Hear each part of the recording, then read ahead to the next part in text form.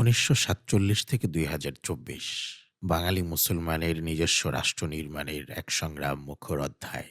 স্বাধীন রাষ্ট্রের যে স্বপ্ন বাঙালি মুসলমান দেখেছিলেন আজ থেকে ৭৭ বছর আগে, ২৪-এর গণ অভ্যুত্থান কি সে রাষ্ট্র নির্মাণের সফল পরিণতি, নাকি ৭১-এর স্বাধীনতা যুদ্ধের মতো অঙ্কুরে কেটে ফেলা হবে সেই স্বপ্নের শেকড়? এই বিপরীতমুখী প্রশ্ন যখন সচেতন মহলে উচ্চারিত হচ্ছে, জাতীয় জীবনে তখন উদযাপিত হচ্ছে ১৬ই ডিসেম্বর, আমাদের মহান বিজয় দিবস। একাদশ দ্বাদশ খ্রিস্টাব্দে বাঙালি যখন মুসলমান হতে শুরু করে, তখন থেকেই বাঙালি মুসলমানের মানসপটেই তৈরি হতে থাকে নিজস্ব রাষ্ট্রকল্পনা। তার সফল পরিণতি আসে বাঙালি জাতির জনক সুলতান শামসুদ্দিন ইলিয়াস শাহের হাত ধরে ১৩৫২ খ্রিস্টাব্দে।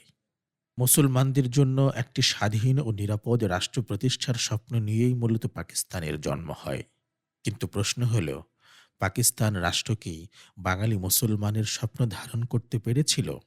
৯ মাসের রক্তক্ষয়ী যুদ্ধের মধ্য দিয়ে যে বাংলাদেশ আমরা অর্জন করেছিলাম, তার অন্যতম প্রত্যাশা ছিল সাম্য, মানবিক মর্যাদা ও সামাজিক সুবিচার। অথচ ৭১ পরবর্তী স্বাধীন বাংলাদেশের সংবিধানে আকস্মিকভাবে সংযোজিত হল জাতীয়তাবাদ, সমাজবাদ, গণতন্ত্র এবং ধর্মনিরপেক্ষতা। এই সংযুক্তি ছিল বাংলাদেশের জনসাধারণের সঙ্গে সরাসরি প্রতারণার শামিল। ২০০৯ থেকে ২০২৪ দীর্ঘ ১.৫ দশকের আওয়ামী লীগের নৃশংসতম জুলুম দুঃশাসনের কারণে বাংলাদেশ যখন সহ্যের চূড়ান্ত সীমায়, তখনই আল্লাহর বিশেষ অনুগ্রহে জেগে ওঠে বাঙালি মুসলমানের নতুন প্রজন্মের দুঃসাহসী যোদ্ধারা। বৈষম্য বিরোধী ছাত্র আন্দোলনের অকুতোভয় নেতৃত্বে ভয়ের পাহাড় পেরিয়ে আন্দোলনের সাহসী রাজপথে নেমে আসে সমগ্র বাংলাদেশ।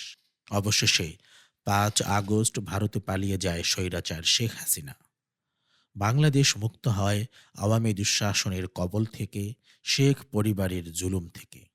কিন্তু সেই পুরনো প্রশ্ন এখনো বারবার ঘুরে ফিরে আসে, বাংলাদেশ কি এবার সত্যিই পূরণ করতে পারবে বাঙালি মুসলমানের নিজস্ব রাষ্ট্র গঠনের প্রায় ১০০০ বছরের প্রত্যাশা? কিন্তু প্রশ্ন হল, কোন সে রাষ্ট্র কল্পনা, কেমন সে বাঙালি মুসলমানের ভবিষ্যৎ রাষ্ট্রের প্রত্যাশা?